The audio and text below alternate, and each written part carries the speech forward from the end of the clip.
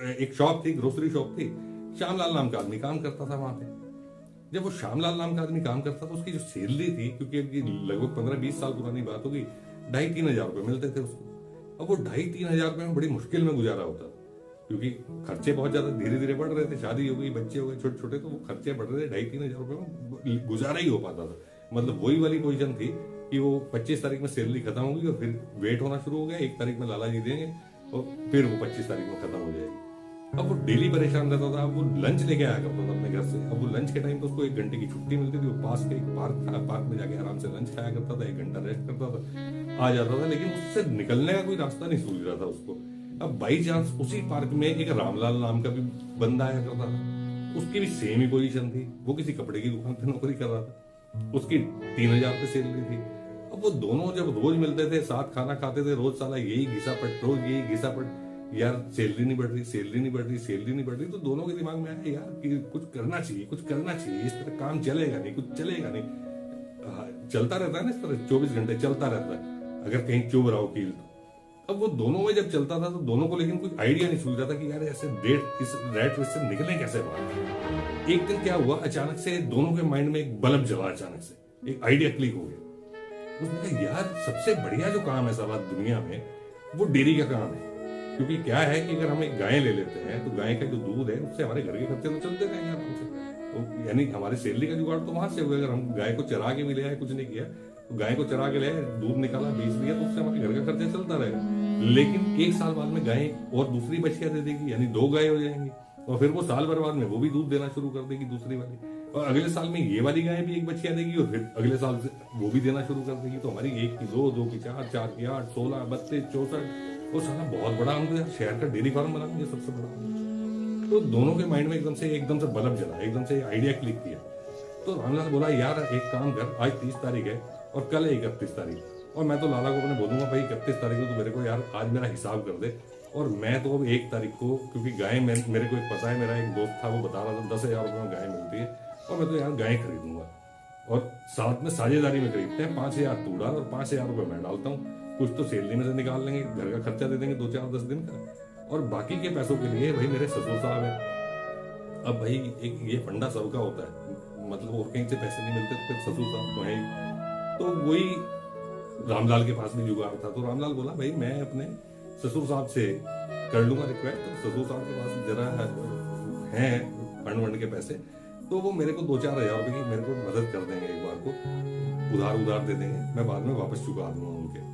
तो मैं थोड़ा सैलरी में से ले लूंगा और थोड़ा उनसे ले आऊंगा। और एक काम करते हैं, 1 तारीख में, मतलब 31 तारीख में, कल 31 तारीख को सैलरी लेंगे, 1 तारीख को मैं जाऊंगा, 2 तारीख में मैं वापस आ जाऊंगा, 3 तारीख में इसी पार्क में दोबारा मिलेंगे सुबह 10 बजे और वो गाय लेने चलेंगे। शुरुआत करते हैं क्योंकि बहुत टाइम हो गया, बहुत जिंदगी गुजार दी सारी नौकरी करते करते। अब श्यामलाल भी बड़ा एक्साइटेड था उस टाइम पे। तो श्यामलाल बोला यार तू कह तो सही रहा है, मैं भी एक काम करता हूँ, लाला से बोलता हूँ कल मेरे पैसे दे, और मैं भी ऐसे ही करता हूँ। और मेरे भी हैं ससुर साहब के पास तो पैसे वैसे कम है थोड़े से, लेकिन मेरे 2 साल हैं बढ़िया कमाते हैं, वो मेरी हेल्प कर देंगे।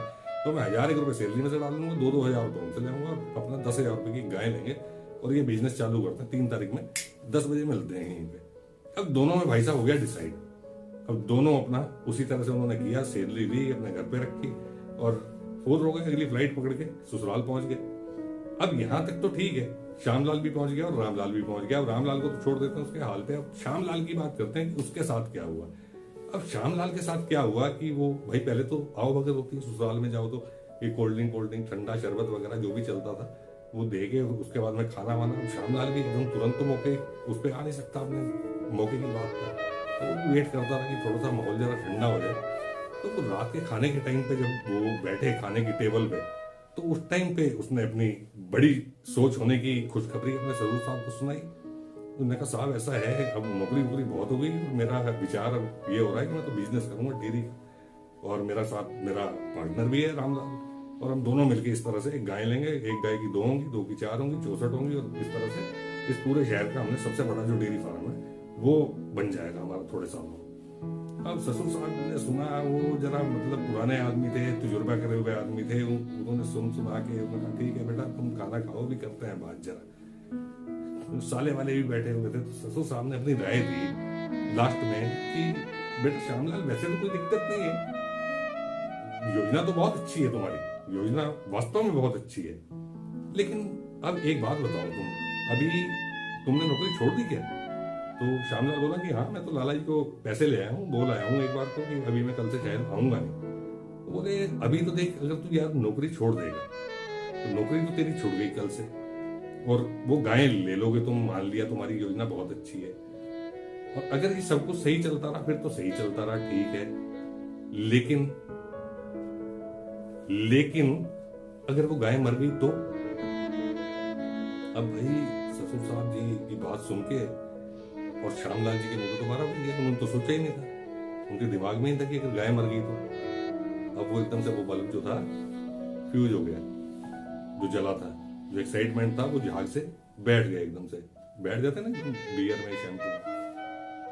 अब भाई श्यामलाल सोच में पड़ गया। श्यामलाल बोला भाई पापा जी, मैंने तो ये सोचा ही नहीं था, और बात तो आप बिल्कुल, आपकी तो 100% बात सही है कि साला नौकरी तो मैं छोड़ दूंगा, और फिर पता नहीं नौकरी मिले या ना मिले, और दूसरा काम भी सही हो जाएगा कि अगर गाय मर गई तो साला मेरे बच्चे तो बर्बाद हो जाएंगे, कर्जा और चढ़ जाएगा से।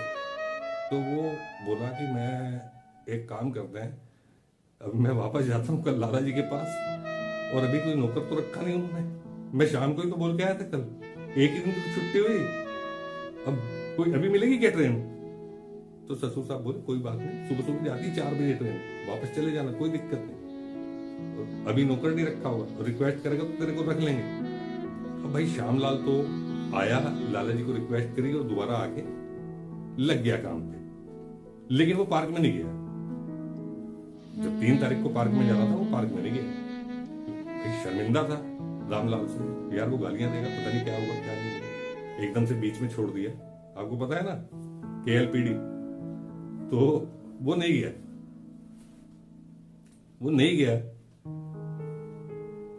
कुछ टाइम गुजरता गया, 1 साल हो गया, 2 साल हो गया, 3 साल, 5 साल, 7 साल, 8 साल, 12 साल गुजर गया, 15 साल गुजर गया।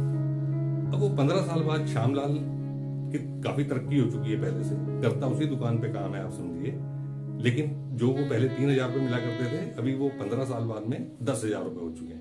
लेकिन घर में दिक्कत और ज्यादा बढ़ गई है, क्योंकि बच्चे और बड़े हो गए हैं, उनकी फीसें और बढ़ गई हैं, और जो पहले 3,000 में थोड़ा बहुत चल रहा था, अब वो भी गड़बड़ हो रहा है। तो श्यामलाल को अपने लड़के को भी नौकरी पे लगाना पड़ रहा है कहीं पे, वो बोला पढ़ाई वढ़ाई छोड़ दे, नौकरी कर ले, तब किसी तरह से खींच रहा है गाड़ी। तो और किसी जगह से 10,000 रुपए उधारे भी ले लिए, किसी अपने सेठ के मिलने वाले सेठ से। अभी एक दिन जा रहा है सड़क पे, धीरे धीरे उसी सोच में डूबा हुआ, यार वो 10,000 कैसे वापस करना, वो 10,000 कैसे वापस करना।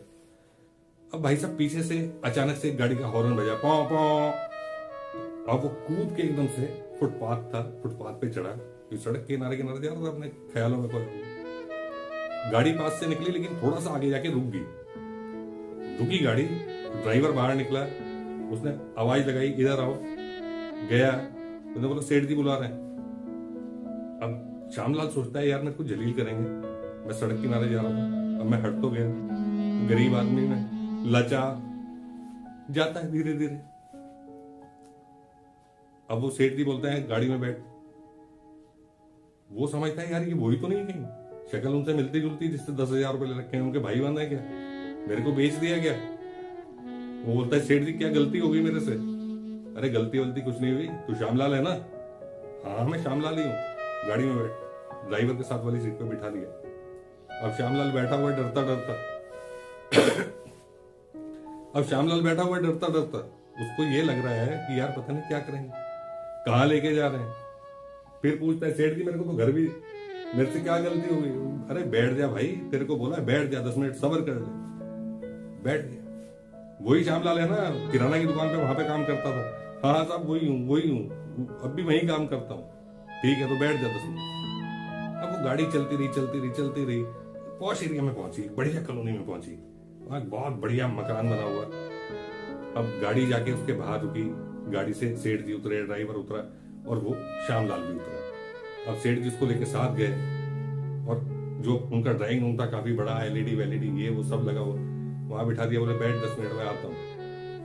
अंदर गए, अंदर से शरबत वरबत भिजवा दिया उसके लिए, और खुद थोड़ा रिफ्रेश होके बाहर आए, आके आराम से बैठे सोफे के ऊपर। बोले हाँ भाई श्यामलाल, और क्या हाल चाल है तेरे? अब श्यामलाल कि सिट्टी पिट्टी हूं मैं? श्यामलाल बोल रहा बस मालिक ठीक ठाक हूं मालिक, मैंने पहचाना नहीं आपको। वो बोल रहा अच्छा पहचाना नहीं, गौर से देख मेरे को कौन हूं मैं। अब श्यामलाल नहीं साहब मैं पहचान नहीं रहा साहब आपको।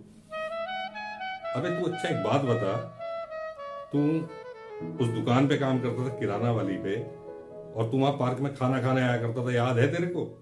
हाँ याद है। अब क्यों नहीं जाता तू वहां पे? और तेरा वहां पे तुझे एक दोस्त था तेरा रामलाल, वो याद है? अब वो चक्कर में पड़ गया भाई श्यामलाल। अब वो देख रहा है सेठ जी को, उन्होंने कहा हाँ याद है। उसने कहा तो मेरे को देख जरा गौर से। अब वो देख रहा है यार ये तो पतला दुबला, और अब लाल सुरख साला हट्टे कट्टे, मूछे ऊंचे, गाड़ी बंगला। अब वो बोल रहा है सेठ जी आप ही हो गया रामलाल? वो सेठ जी बोलते हैं हाँ मैं रामलाल हूं, और मैं तेरे को ढूंढ रहा हूं 15 साल से, और तू बस मेरे को एक बात का जवाब दे। तू जब 3 तारीख को हमारा फैसला हो गया था, कमिटमेंट हो गया था उस पार्क में मिलेंगे, तो तू आया क्यों नहीं उस पार्क में? अब श्यामलाल ने अपनी स्टोरी सुनाई। श्यामलाल ने बताया जैसे जैसे हमारा प्लान बना था, जैसे हम लोगों का सारा कमिटमेंट हुआ था, तो मैं 31 तारीख को सैलरी ली, अपने घर पे दी, 1 तारीख को मैं ससुराल में गया, मेरे साथ ये हुआ ये हुआ ये हुआ ये हुआ। पूरी स्टोरी श्यामलाल ने बता दी कि मेरे को ससुर साहब ने बोला गाय मर गई तो मेरा वो बल्ब फ्यूज हो गया। कोई बात नहीं, मैं इस करके शर्मिंदा था, इसलिए मैं 3 तारीख को उस पार्क में नहीं आया। अब जो वो सेठ रामलाल बोलते हैं, वो बोलते हैं बेटा, पूछा श्यामलाल ने आपके साथ क्या हुआ, आपका कैसे इतना ठाट हुआ? तो वो जो सेठ रामलाल है वो बोलते हैं श्यामलाल मेरे साथ भी ऐसे ही हुआ जैसा तेरे साथ हुआ ना, बिल्कुल सेम स्टोरी मेरी है। मैं भी गया अपनी ससुराल में, मेरे साथ में भी वही हुआ। पहले अच्छा खाना पीना हुआ, तो मैं भी सोचता रहा कब बात करूं। रात के खाने के टाइम पे मैंने ससुर साहब से बात की। अब ससुर साहब ने मेरे भी बिल्कुल सेम, क्योंकि वो भी जमाना देख रखा था उन्होंने, सबके ससुर साहब ने देख रखा होता, उन्होंने भी देख रखा था। उन्होंने भी सेम जो उन वाले साहब ने बताया था ना, वो सेम वाला वही फार्मूला उनके नीचे सरका दिया रामलाल के साथ में कि अगर वो गाय मर गई तो। अब तो पे रामलाल को भी झटका लगा। रामलाल ने भी सोचा कि यार ये तो सोचा नहीं था। उसने बोला ससुर साहब अब मेरे को थोड़ा सा टाइम चाहिए, पहले मैं सोचूंगा, मैं रात को सोचता हूँ, सुबह में बताऊंगा कि क्या फैसला रहा। तो रामलाल बोला मैं सोचता सोचता बिस्तर पे गया, मेरे को नींद नहीं आई यार। 1 घंटा हो गया, 2 घंटे हो गए, 3 घंटे हो गए, और फिर मेरे दिमाग में एक बत्ती जली कि यार मैं सोच रहा हूं कि गाय मर गई तो, अगर गाय मर गई तो होगा क्या बुरे से बुरा, क्या होगा बुरे से बुरा? मेरी नौकरी चली गई, एक तो ये हो गया, एक ये 5000 रुपए का कर्जा चढ़ जाएगा मेरे ऊपर, एक ये हो गया, 2 ही काम है ना। अब नौकरी मेरी इतनी साला प्रेसिडेंट वाली नौकरी नहीं है, कहीं मैं सीईओ तो हूं नहीं किसी कंपनी में कि साला वो दोबारा नौकरी मिलेगी ही नहीं मेरे को। मैं तो दोबारा जाके मार्केट में पता करूंगा, 2 दिन में नहीं मिल जाएगी, 4 दिन में मिल जाएगी। और दूसरा लफड़ा क्या रह गया कि 5000 रुपए का कर्जा चढ़ गया मेरे ऊपर। तो यार जिंदगी अभी भी झंडी है, और अगर ये 5000 का और चढ़ गया कर्जा साथ में, थोड़ी सी और झंड हो जाएगी, उतार लेंगे ये भी 100-100 रुपए करके, अगर बिल्कुल ही ठोकने का इरादा है उस ऊपर वाले का। लेकिन अदर हैंड अगर दूसरी तरफ वो गाय बच गई तो मेरी जिंदगी बदल जाएगी। अगर मेरा प्लान सक्सेस हो गया तो मेरे बच्चों की भी जिंदगी बदल जाएगी। और मैं रात के 1 बजे ये डिसाइड करके सोया कि मर गई तो देखेंगे, लेकिन मेरे को ये नहीं सोचना है मर गई तो, मेरे को सोचना है अगर बच गई तो बच गई तो मेरी जिंदगी बदल जाएगी। वहीं पे मेरी सुई अटक गई। और सेम मैंने सुबह अपने ससुर साहब को बताया, मैंने उनसे 5000 रुपए उधार लिए, मैं वापस आया और मैं 3 तारीख को उस कमिटमेंट के हिसाब से उस पार्क में पहुंचा, लेकिन तू नहीं आया। और सुबह 10 बजे से लेकर शाम 6 बजे तक मैंने तेरा इंतजार किया, तू नहीं आया।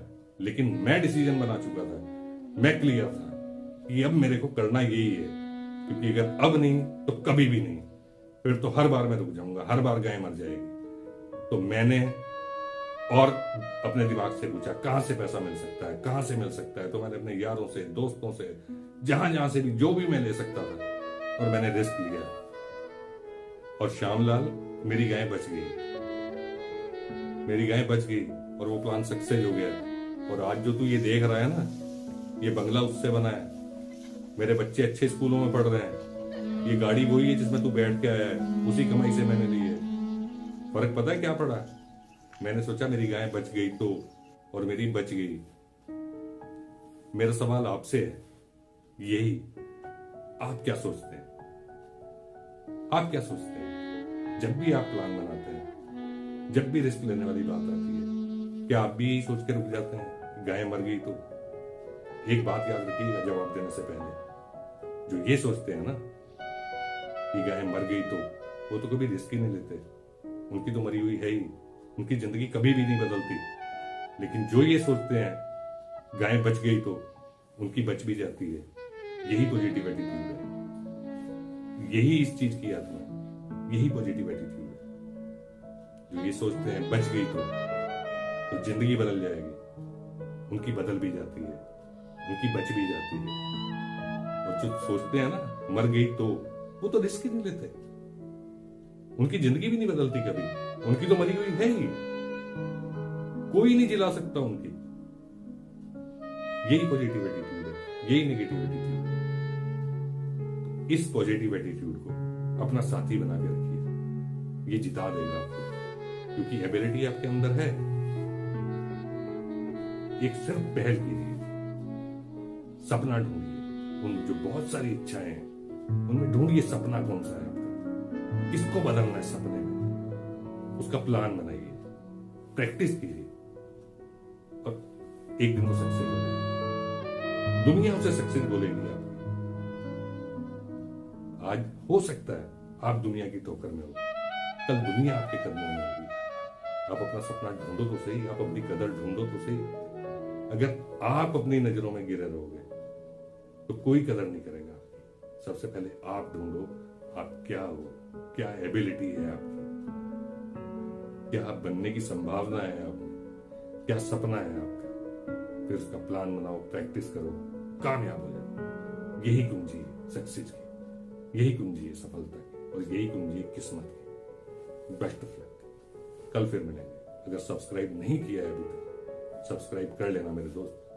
मैंने पहले भी कई बार बोला, अच्छी खबरें और अच्छे दोस्त बहुत कम मिलते हैं, कभी मिले, छोड़ना नहीं चाहिए। आप इस तरह के विचारों को पसंद करते हैं, इसका मतलब यह है आपकी और मेरी मेंटलिटी एक है। आप मेरे दोस्त हो सकते हैं, मैं तो आपका अच्छा दोस्त हूं ही, लेकिन अगर आप सब्सक्राइब नहीं करोगे तो आप कल की भीड़ में खो जाओगे, मैं नहीं ढूंढ पाऊंगा आपको। सब्सक्राइब करना ताकि हम कल फिर मिल सकें, ताकि दोस्ती लंबी चले, हम आपकी खुशहाली के रास्ते पे, अपनी खुशहाली के रास्ते पे इकट्ठे आगे बढ़ सकें, कुछ बातें करते हुए, कुछ कहानियां कहते हुए, कुछ दोस्ती निभाते हुए। क्योंकि दोस्त मैं आपका पहले हूं, दोस्त आपका मैं पहले हूं। अगर मेरी कोई बात आपको चुभने वाली लगे यार, तो प्लीज बुरा मत मानना, क्योंकि मैं तो पूरी तरह से, आपको पता है, तीर अपने तेज तेज तेज करता रहता हूं कि कोई तीर चुभे आपको और आप उठ के खड़े हो। बेस्ट